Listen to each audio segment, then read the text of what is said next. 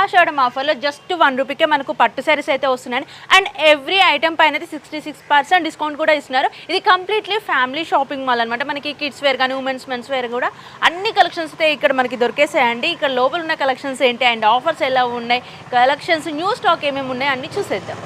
Just 1000 రూపీస్కి 2 పట్టు శారీస్ అయితే ఇట్లా ఇచ్చేస్తున్నారనమాట.